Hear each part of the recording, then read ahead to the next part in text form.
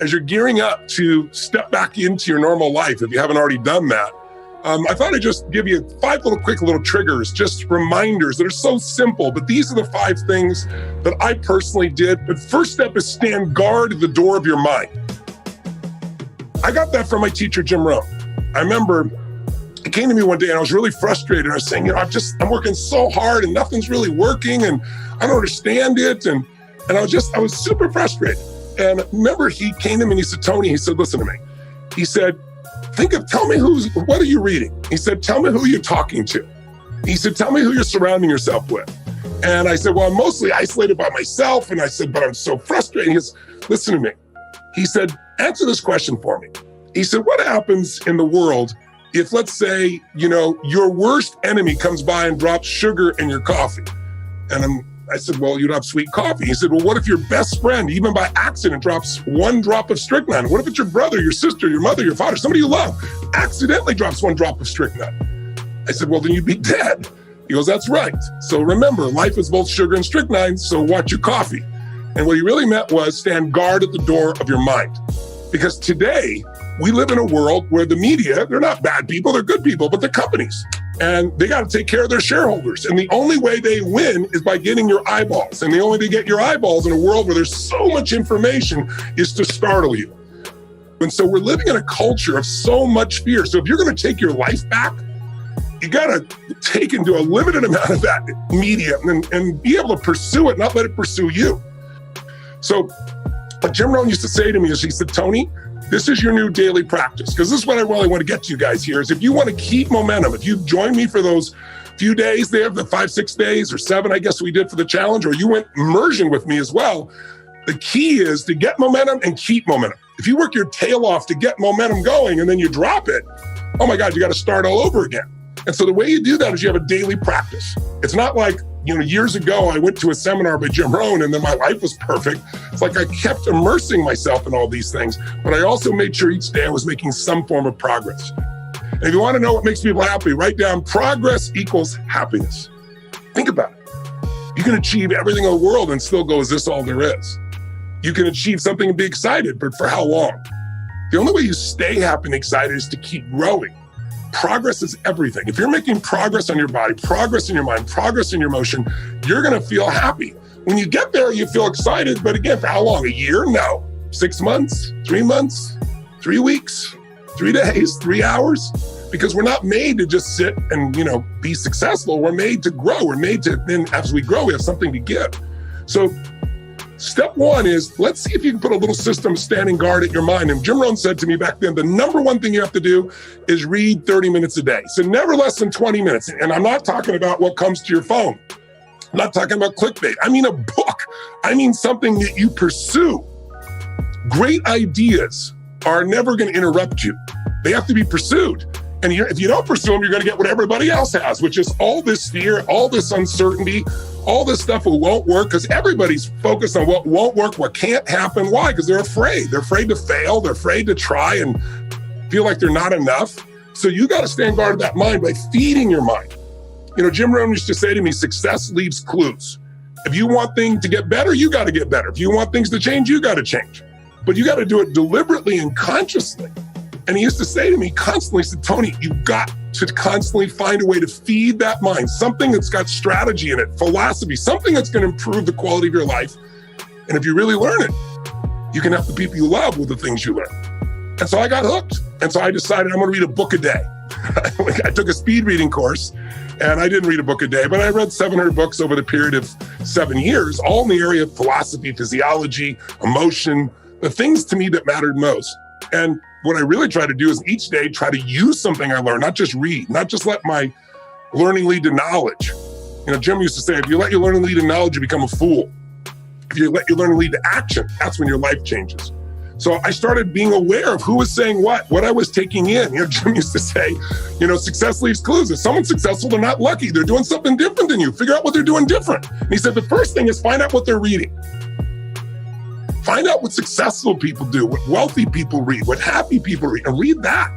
Feed your mind. So step number 1 is every single day, you got to do something and feed your mind. And if you do that, if you just made that habit, say even 5 days a week, I swear to you, it'll change your life. But again, not what comes to you, what you pursue.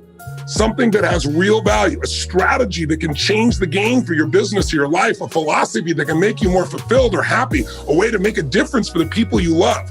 That's a daily sought out practice for me.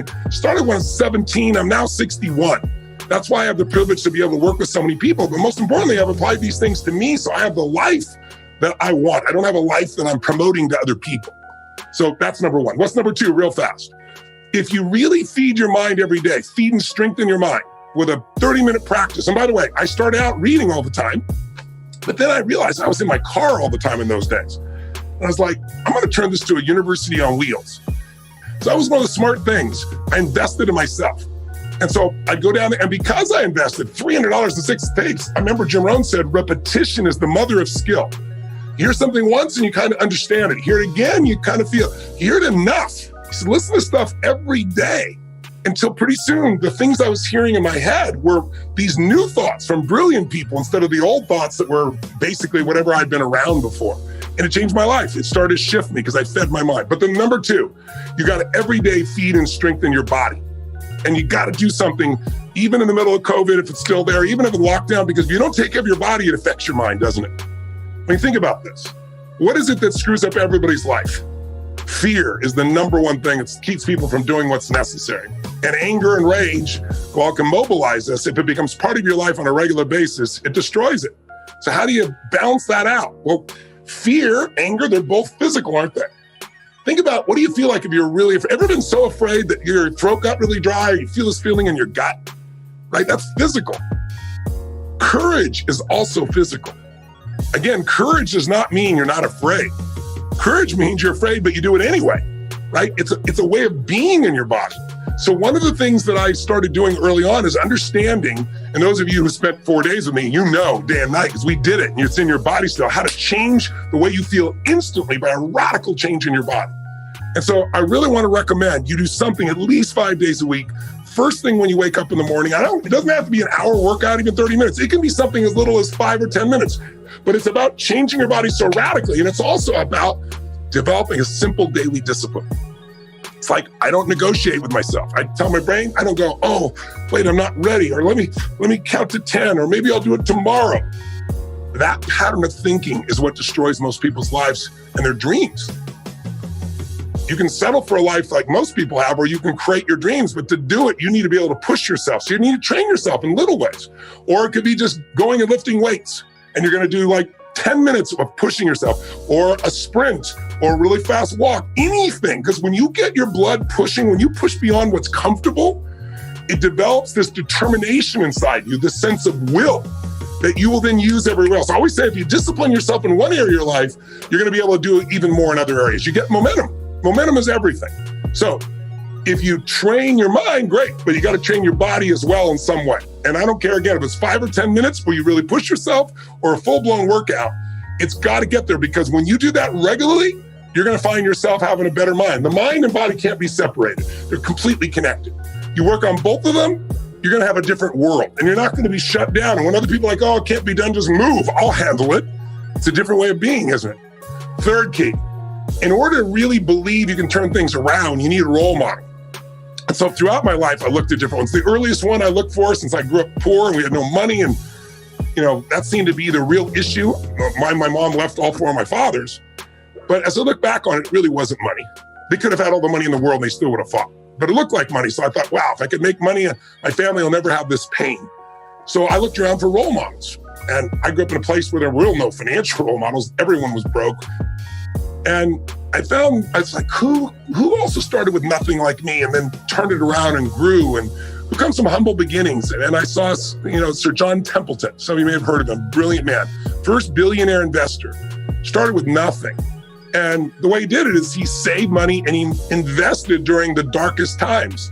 And so I saw Sir John as that. And when I was around when COVID happened, I started looking around to see what are people and businesses that haven't given up. Even though everything's shut down, they found a way to serve their clients. And even though their way wasn't my way, it reminded me and inspired me to say there is a way. That's how I started building the way that we now deliver for so many people virtually around the world. So find a role model and get a plan. So Number one, feed and strengthen your mind every day, 30 minutes a day. So I use audio. That's why I've used it forever in that area, because it just gives you more rhythm. But it's either read or audio, something you pursued. Every day, strength and feed your body. You make it stronger so that you're psychologically strong. Find the role model, get a plan. What's for? Massive action. Like everybody wants to say, well, I don't know where to start. What do I do first? Well, listen, I got all kinds of tools to help people do that. But the most important thing is do something. You don't know what to do, throw the rock. Wherever it lands, talk to the next person, right? It's like you need massive action. And then you need to see what's working or not and keep changing, and you'll get there.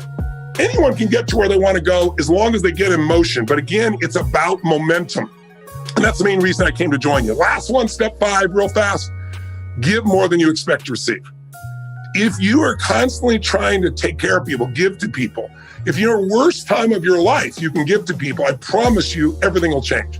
I won't tell you the whole story, bore you with it right now, because I want to do this real quick for you. But one of the most difficult times of my life, when I was completely broke, not even enough gas in my car, trying to figure out how to survive, not able to pay my rent. And I won't bore you with the story, but I had an experience where I took the last $19 I had and I gave it to somebody else that needed it. And afterwards, I was euphoric.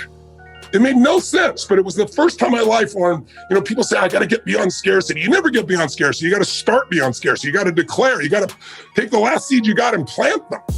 And I remember, the next day I got a check for $1,200, which in those days I could have survived on for almost a month, from somebody who owed it to me and not paid me for 2 years. The very next day, after I gave every dime I had and had no idea I was even going to eat, it was the right moment, it was the right situation, and I did what was right. So find someone who's worse off than you are in the middle of COVID, do something for them, and I promise you, you'll remember how great your life is, and you'll feel fulfilled, because it's not about us, you know what I mean? It's like, it's not about me, it's about we. And the more you can get connected, either people you love or even strangers, and do things, not for brownie points, just because it's right, somehow inside your own soul, your own spirit, you remember that problems are not permanent. Only your soul's permanent. And you remember that I'm made for more than just solving this stupid little problem. It lifts the human spirit. So those 5 keys, I really encourage you to consider as you're dealing with COVID or coming out of it here, to maximize.